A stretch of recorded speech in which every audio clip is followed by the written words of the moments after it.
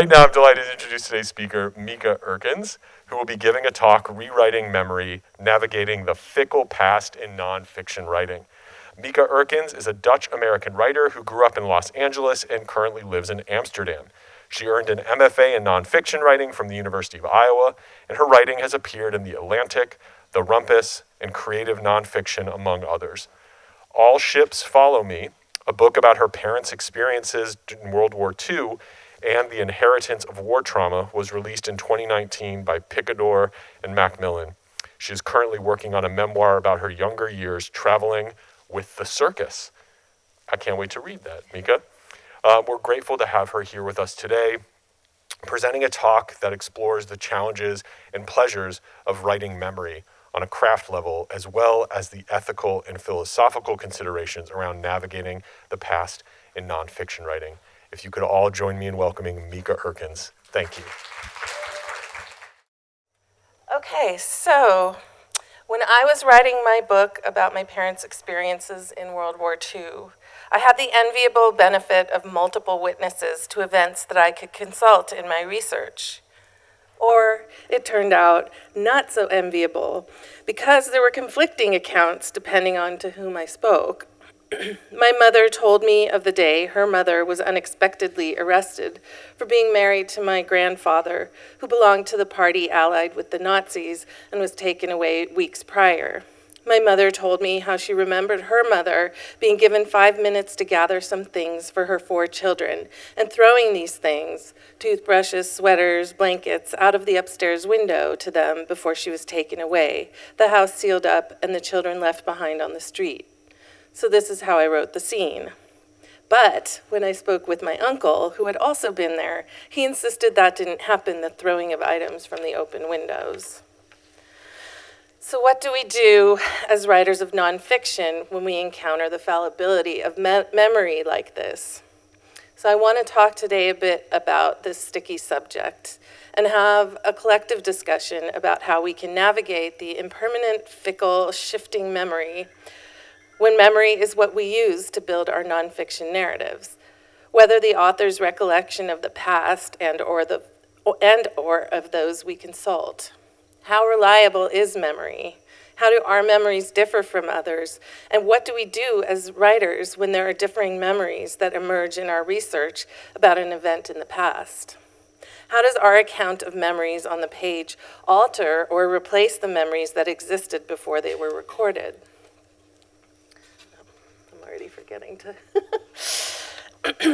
I think we should be aware that there is not one singular truth about family events or history, even when we agree on the basic facts.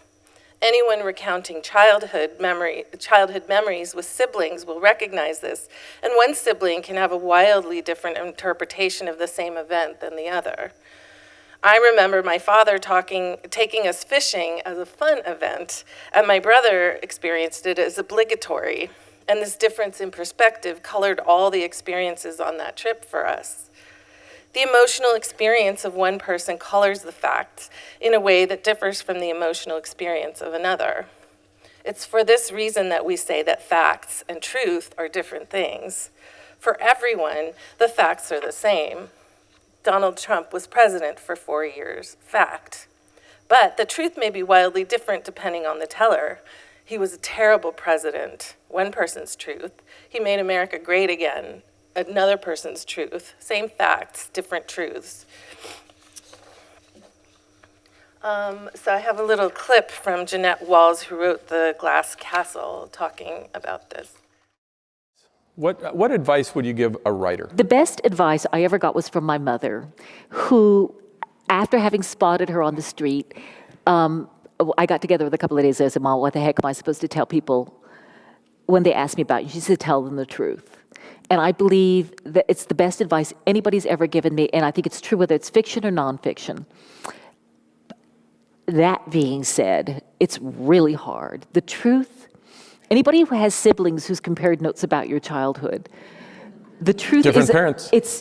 It's somebody much smarter than me said, the truth is a liquid and not a solid, and it can take on all kinds of different shapes. And you have to figure out what is your truth. And your truth people can completely agree on the facts and have an entirely different story. That just sounds so postmodern, though. It's not. It's not. It's just the process, and whether it's fiction or nonfiction, what is true? What do you believe? And I wrote the first version of The Glass Castle in 6 weeks and spent 5 years rewriting it. And that 5 years was trying to be true to what happened and how I really felt about it. So recreating events secondhand from other people's stories in our nonfiction writing is even more problematic, as we are now further removed. In my book, I try to nod to this, incorporating the lack of certainty about the facts into the narrative itself. So from that opening thing I read you, this is what I wrote in my book about the scene with my mother and my uncle, the scene that they disagree on. So this is what I wrote in the book. The facts are still fuzzy for my mother, memory malleable. She was very little. She speaks slowly, carefully, reluctantly. I remember things being thrown out of the second-story window for us in the 5 minutes my mother was given to prepare. She was throwing things out the window. We didn't know they were going to come at all, says my mother now. We weren't prepared for it. I just have this image of things being thrown out of the window, things falling down to us from above. A thick wool blanket and pillows, sweaters, a bag of toothbrushes. My uncle says this part isn't true, the throwing of things, but he may have been on the other side of the house, and this is my mother's memory. She says she can still see it, and whether or not it is true, it is her truth and the image that remains with her today. In that passage, there are actually 3 versions of this event. My mother's vague memory of things falling, my uncle's memory in which that never happened, and my version, which is rendered on the page. I asked and later suggested to my mother that maybe the things were toothbrushes and blankets or other necessities, and she agreed. But can we know for sure? This scene is my imagining of what I was told about a 5-year-old's memory. And now this memory, as rendered by me on the page, has become my mother's memory. If you ask her now about that event, she will say she remembers toothbrushes and blankets being thrown from the window, which is what I want to touch on next. Another example in my book is my father having believed his whole life that the march at age 12 from his mother's internment camp to the men's labor camp where he spent 2 years took many hours, the better part of a day. And this is how I wrote the scene. However, when he and I revisited the camps together during my research process, it became clear that this walk could not have taken more than an hour at most. What I wrote later in the book was that to a child being taken from his family, destination unknown, this would have felt like a day of walking. It was his emotional truth, even if the facts differed from that truth. In the end, I decided to include both versions in the book, acknowledging this seeming conflict.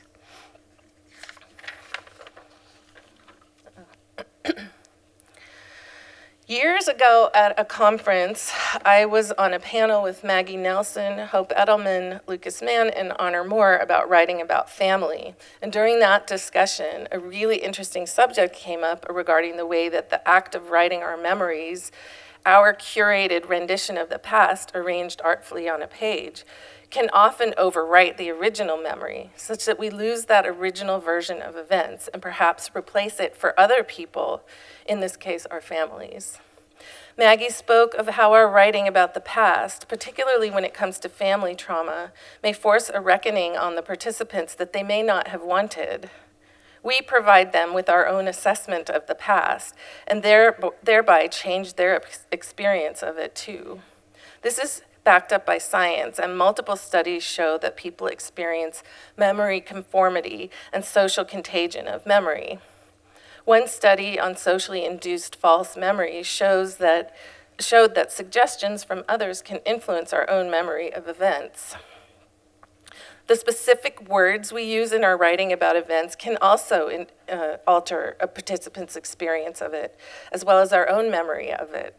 For example, describing a physical fight with the words punched, struck, walloped, bashed, laid hands on, cracked, etc. Each create a different mental picture and feeling about that memory. Certainly the arts, films, and books as created by someone can change how people remember things, the vivid images in our mind when reading or watching being stored as memories. A notable example of this is that Ronald Reagan once recounted a tale about a courageous pilot whom he personally presented with a medal. However, it later turned out that he was actually recalling a plot from a film titled Wing and a Prayer. Reagan mistakenly attributed a real-life experience to what he had seen in a movie, but even when shown evidence that he was misremembering the event, he remained convinced that he had been part of the medal presentation for this war hero. This is the power of creating scenes. We're creating vivid scenarios pictured by our readers and ourselves that are sometimes recalled later as memories. And you, too, may have been influenced by suggestions from others to overwrite your original memory of something, as the so-called Mandela effect shows. Would it surprise you, for example, to know that the line, "Play it again, Sam," doesn't actually get uttered in Casablanca, even though you remember it that way? Or that "Mirror, mirror on the wall, who's the fairest of them all" is not a line from Snow White, but it's "Magic mirror on the wall." And that Darth Vader doesn't actually say, "Luke, I am your father," and so forth. Our memories are easily influenced by suggestion from society, and that can mean when we write a scene based on factual events, that scene can supplant the reader's original memory. So I went online and I found like all these different references to "Mirror, mirror on the wall," which if you go on YouTube and look up the original movie, you will see is not actually, it doesn't say "Mirror, mirror on the wall." Certainly this is true when it comes to my book and writing about my grandfather, who was a member of the political party that allied with the Nazis. I still feel conflicted about the ways that I corrupted my mother's memory of her father with my own research and rendition of a man I never knew, but whom she loved. She may have wanted to keep her memory of him as the father she knew, but I altered her memories with my descriptions of him and with photos of his arrest that I discovered that she had not known existed. Oh, goodness. This is that photo. He's the one with the hands up. I still believe that bringing to light and writing the book was necessary, but I'm well aware of the great responsibility I bear in how I'm manipulating another person's memory as a writer. And I think it's important that we as writers do not take that power lightly, and that we think about the best ethical practices in that regard.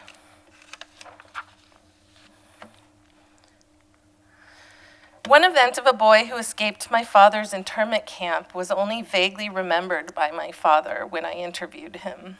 The actual details of this boy's punishment I learned from a couple of diaries I read in the archives. When I asked my father if he remembered a visit from the Kempeitai, who performed a water torture on this boy according to these diaries of boys in his camp, my father did not recall having witnessed it. He said he wasn't there for that boy's punishment. Yet, since he read my book and read the vivid description of this event in my book, he now says that he absolutely remembers it happening clear as day.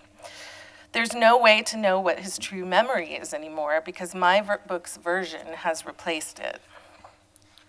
Often, histories begin to morph into something new when we write about them, the carefully crafted versions on the page completely replacing the memory of what really happened for both ourselves as writers and the people we write about. The original, nuanced, messy history can be lost forever as the literary account, committed to the page as a type of official record, takes its place in our minds. This is an effect we should be prepared for as writers. When we craft a narrative on the page, it moves from something within us to something outside of us, something performative that no longer belongs solely to us. This can be a real loss, not just to others, but to ourselves. We are in the business of rearranging the past artfully, and the finished product usually becomes the record of note for ourselves.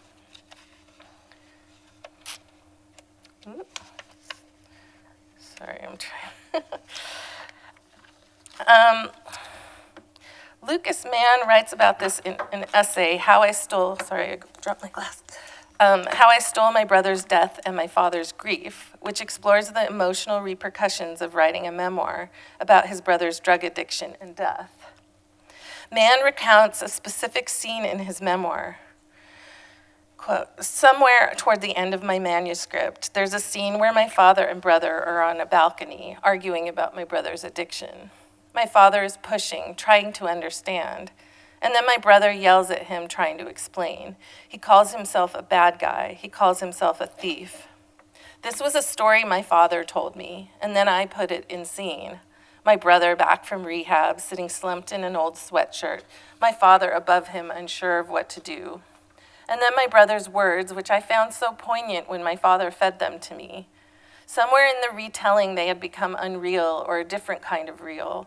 My brother said them to my father. A decade later, my father said them to me. Then I wrote them, shaped and reshaped a scene around their existence. At a certain point, one undefinable, I think, they began to feel like mine only. Mann writes, it's hard to distinguish what was real and what was remembered and what was written. And it's uncomfortable even to acknowledge that these three things are all different. I don't know how much of this I remember. Some of it I was there for. Some I was told about in different ways by different people. And so those expressions, those emotions were my imagining of someone else's imagination of someone else's life. It's hard to go back and find the nonfiction that was there, the kernel of what was before the story. I don't know if I remember my brother anymore. That's a loss that I've only just begun to acknowledge. I think that the act of writing him, of making him, has become the memory. In this way, I've stolen even from myself. Prose demands a narrative of some sort, and that is a crucial distinction between story making and lived experience. I placed my brother's death at the center of a story, and then every memory became tied to and tainted by a narrative that ended that way. He carried me on his shoulders when I was a little boy. I love that memory, and it's mine, but I told it, and now it's a little less mine and a little less real. So I want to do a little, I don't know if anybody has their writing utensils with them or a laptop, but I want to do a little exercise that will sort of clarify this. Okay, so this is a little 10-minute exercise. So the first part is I want you to write for 5 minutes about an upsetting experience you had with family. So part 2, I want you to write about this same event, this experience, from the perspective of somebody else in the situation. In first-person point of view, that's really important. Write it in the point of view from the perspective, first-person point of view from the perspective of one of the characters or family members in the first piece. So let's do another 5 minutes. Okay. So I always find this exercise very interesting in illustrating how our own memory of an event may differ from somebody else's memory of the same event. I think it's particularly good to do in when you're writing about conflict with someone, not because I want you to take somebody else's position, you know, that you still own your own experience of things, but it sometimes can give you a rounder understanding of something that happened in the past. So that's just a little exercise I like to do. And we can talk about it in the Q&A if anyone wants to share their experience of it. Okay. So how do we deal in our writing with the fallibility of memory when we butt up against it? It's particularly in nonfiction work. We're presenting it as a true story. Some possibilities. One, I think it's important that we be honest with ourselves that we're crafting or shaping the past with memories that we have curated to reflect our versions of the truth, and that this is only one version of the truth. Just knowing that helps. 2, be honest in your work about any conflicting stories essential to the narrative if you encounter them in your research. Obviously, tiny little details, it would just clutter your writing too. But if it's essential to the narrative, if there are, if you're doing research and 2 people have very conflicting reports of something that happened in the past, and they're both essential to your narrative, I think it's important to be honest about that instead of just choosing one. Be honest about your own spotty memory when it's essential to the narrative. And then, the way I tackled this and that I think works, for me felt right, is to incorporate your research process into the work, acknowledging that there are 2 possible versions of the truth. You can embrace this as an interesting way to deepen a narrative rather than as an impediment to telling a story. So ultimately, I think that rather than fight against the fallibility of memory as a research tool or the unreliability of narrative nonfiction as a definitive record of the past, we can embrace the ownership that this gives us over our creative work. There's something very powerful about claiming your truth, presenting your story as only you arranged it. Of course, you present facts as you know them to be in nonfiction, and you do as much research as possible to get an accurate representation of what happened. I'm certainly not suggesting that we start fabricating anything or that we neglect doing our research. But knowing that your rendition of the truth is always going to be different in some way from someone else's version of the same history can also be a way to claim your own voice. I think of it a lot like a live model painting class. There's one model at the front and many different angles that each artist views the model from, many different styles of capturing what they see. In the end, every painting is unique. Every artist presents their creation of what they saw in that room. Many canvases, many truths, different but not wrong. Thanks.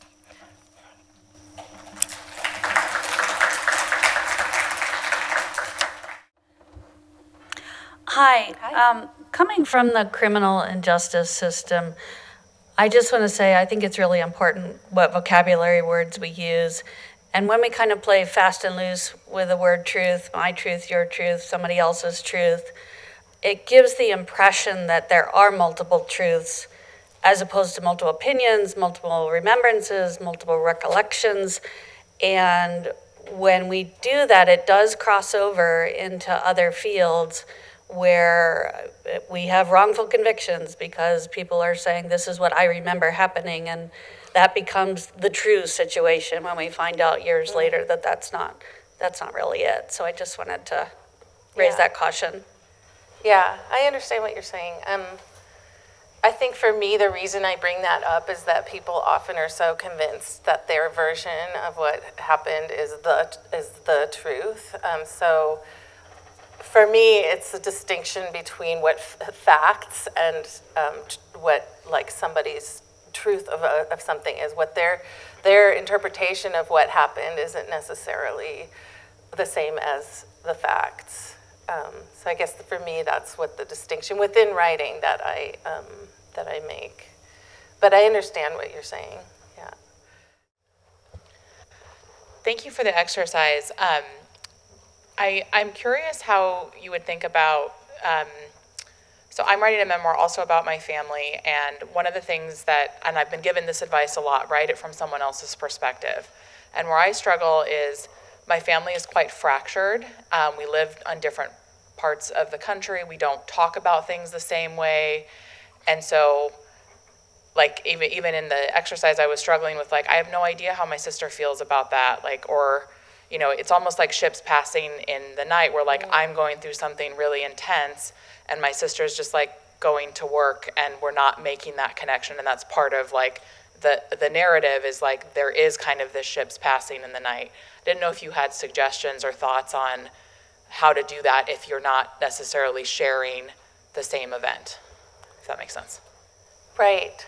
Well, I mean, I don't know if you're estranged from your family, but one way is just to talk, to ask them what was your experience of this event, and then to record that disparity, I guess. If there is a disparity, I mean, sometimes it pretty much matches up.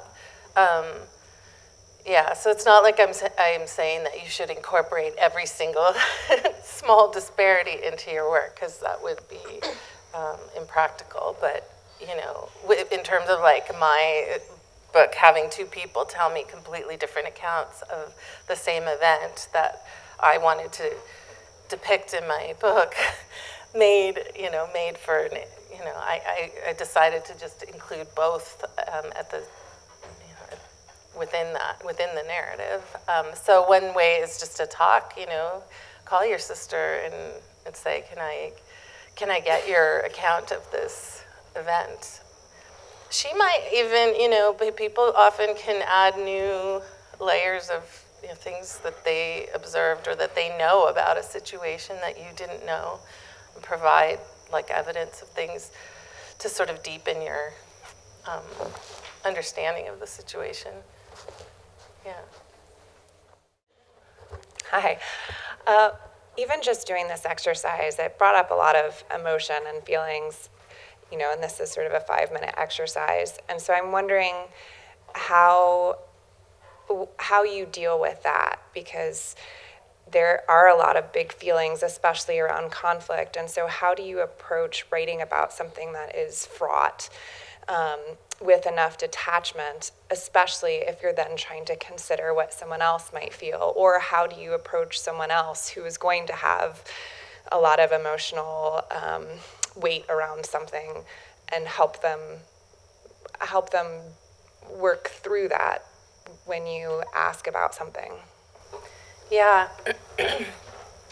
I mean, honestly, that is part of, especially if you're writing memoir, it's something you're going to butt up against. And there is sometimes no way to make it better for the other person when you have a different view on something. And there have been many, people who write about trauma in their families that, family members didn't want them to write about.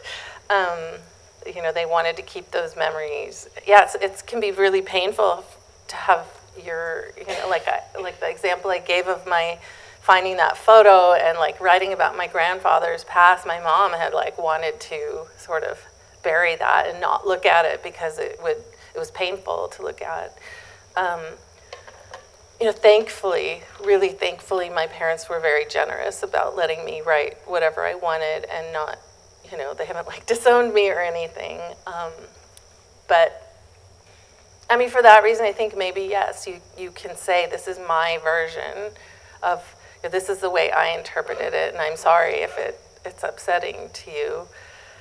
But I don't think there's like a pat answer for like how to navigate, I mean, it's one of the hazards of this, of what we do, is that you might step on toes with your version of the past. So that's something you have to weigh, like, do I want to put that out in the world or not? For me, it's the story, what I wanted, what I needed to say felt bigger or felt more important. And ultimately, I think acknowledging also, like, if you can weave it into your narrative in some way, acknowledging that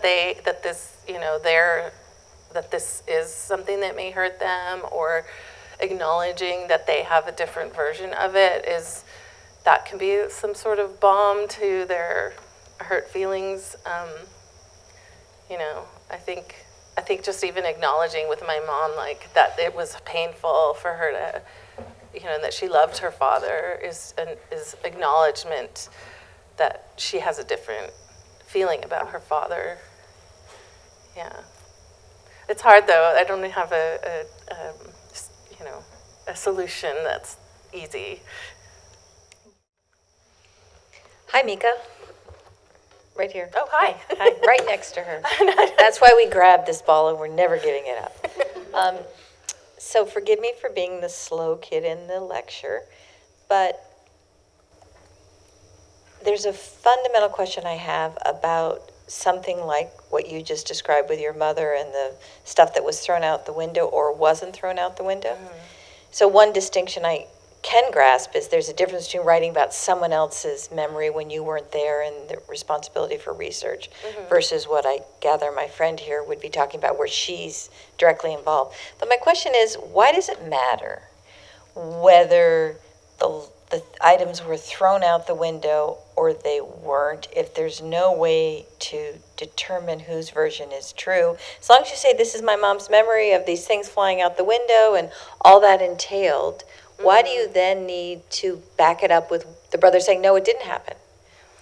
And if it's something big like she broke her leg or she didn't break her leg, I know you were just using it as an example, but what was the need to say, okay, there are two versions about whether items flew out the window? For my mom, this was like a really traumatic memory. Like, it was a really traumatic thing for her, and I wanted to include that scene of she was only 5 years old, that experience of suddenly like losing your mom and suddenly having this like chaos. So I wanted to include it, but my uncle he was like, that never happened, and I guess the thing is too that I feel like if we record something as like when we know that it's possibly, that somebody else has a differing version, I feel some sort of like responsibility to not claim that this is I think I mentioned at the end, like we're creating some sort of, for better or worse, when people read our books, they're like, this is the record of what happened. And I think for me, it's important to acknowledge that the record may not be the record, yeah. So I guess that's just my sort of philosophy on it, is that we need to be careful about saying this is the absolute, this is the record of, the definitive record of what happened. Yeah. Hi. Hi. Yeah, two things. First thing is, this just came to mind when someone was talking about writing memories that I guess are fraught and involve other people, and just thinking about how they would feel and stuff like that.